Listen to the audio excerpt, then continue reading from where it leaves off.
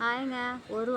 ஒரு மாசமா நான் நன்றி சொல்லணும்னு நினச்சிக்கிட்டு இருக்கேன். ஆனால் சொல்ல முடியலங்க. இன்றைக்கி தான் நான் சொல்கிறேன். ஏன்னா ஹாஸ்பிட்டல்லேருந்து இப்போ தான் வந்ததுனால என் பையனுக்கு ஆக்சிடெண்ட் ஆகி ஆப்ரேஷன் பண்ண முடியாது, ரத்தமே இல்லை அப்படின்னு சொல்லி டாக்டர்லாம் சொல்லிட்டாங்க. ரத்தம் போட்டால் தான் ஆப்ரேஷன் பண்ணணும், இல்லைன்னா அட்டாக் கூட வரும். ஆனால் ஒரே ஒரு ஃபோன் பண்ணி தான் என் பையனோட ஃப்ரெண்டுகளுக்கு எல்லாருக்கும் ஃபோன் பண்ணி இது மாதிரி விஷயத்த சொன்னான். சொன்ன உடனே எங்கெங்கே உள்ள பசங்கள்லாம் அந்த ஃப்ரெண்டோட ஃப்ரெண்டு எல்லாருமே ஒரு 20-25 பேர் ஹாஸ்பிட்டலுக்கு, எஸ்ஆர்எம் ஹாஸ்பிட்டல் எல்லாருமே வந்துட்டாங்க. நான் கொடுக்குறோம் ரத்தம் அப்படின்னு சொல்லி எல்லாருக்கும் நன்றி. ஆனால் இப்போ உள்ள பசங்கள்லாம் அப்பா அம்மாவுக்கு எதுனா ஒன்றா இருந்தாக்கா கஷ்டப்படுறீங்களோ இல்லையோ, ஆனால் ஃப்ரெண்டுகளுக்கு ஒன்றா இருந்தாக்கா ரொம்ப கஷ்டப்படுறீங்க.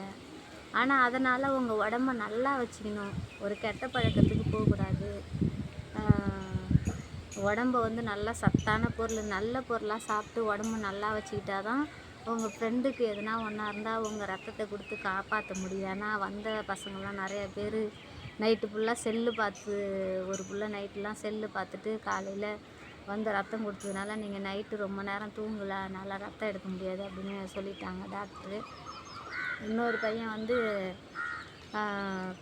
காது குத்திருக்கு, இப்போ தான் காது குத்துருந்து, ரத்தம் எடுக்க முடியாது அப்படின்னு சொல்லிட்டாங்க.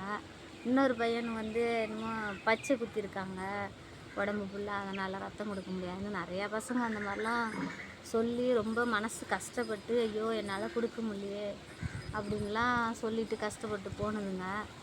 ஆனால் கூடுமான வரலையும் அந்த மாதிரிலாம் இல்லாத நல்ல மாதிரியாக உடம்பு நல்லா சாப்பிடுங்க. சில பசங்க ரொம்ப வீக்காக இருந்தாங்க, அவங்களுக்கே ரத்தம் உடம்புல அவங்களுக்கு போதுமான ரத்தம் இல்லை அப்படின்னு சொல்லி டாக்டரு அதுக்கு சொன்னாங்க.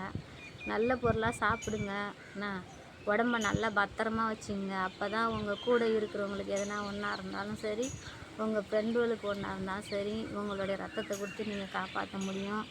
ஆனால் என் பையனுக்கு நிறைய பேர் நீங்கள் ரத்தம் கொடுத்தீங்க. எனக்கு ரொம்ப சந்தோஷமாக இருந்தது. நான் கூட நிறைய வாட்டி சொல்லியிருப்பேன், என்னடா நீ சேர்மானம் சேர்ந்துக்கிட்டு இப்படிலாம் போகிற வர அப்படின்னு. ஆனால் இந்தமாரி ஒரு ஃப்ரெண்டுகளுக்காக உயிரை கூட கொடுக்கலாம். இந்த வீடியோ பிடிச்சிருந்தாக்கா லைக் பண்ணுங்கள். ஆனால் அப்படியும் உங்கள் அப்பா அம்மா பேச்சை கேட்காத இருக்காதீங்க. ஏன்னா அப்பா அம்மா பேச்சை கேட்கணும். அப்பா அம்மா வந்து என்னத்துக்கு சொல்லுவாங்க, நல்லதுக்கு தான் சொல்லுவாங்க.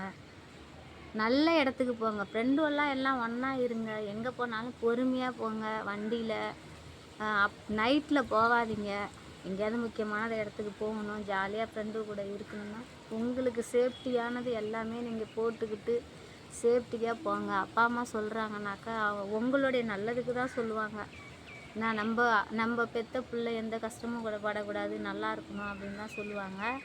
இப்போ என் பையன் அடிபட்டதுனால எவ்வளோ அவன் கஷ்டப்படுறான், அவனால் நானும் கஷ்டப்படுறேன். நான் எப்படி இருந்தேன்னா இப்படி ஆகிட்டேன், சரியாக தூங்காமல் எனக்கு அதே கஷ்டம். ஐயோ நம்ம பிள்ளை நல்லா எப்போ நல்லா ஆகும், நான் எல்லோரும் மாதிரியும் எப்போ நல்ல மாதிரியாக நடந்து போகும் அப்படின்னு. அதனால் அப்பா அம்மா பேச்சும் கேளுங்க, உங்கள் லைஃப் நல்லா இருக்குன்னு தான் சொல்லுவாங்க. இந்த வீடியோ வந்து பிடிச்சிருந்தாக்கா கமெண்டில் சொல்லுங்கள், நான் சொல்கிறது ரைட்டாக தப்பான்னு. எல்லாருக்கும் பாய்.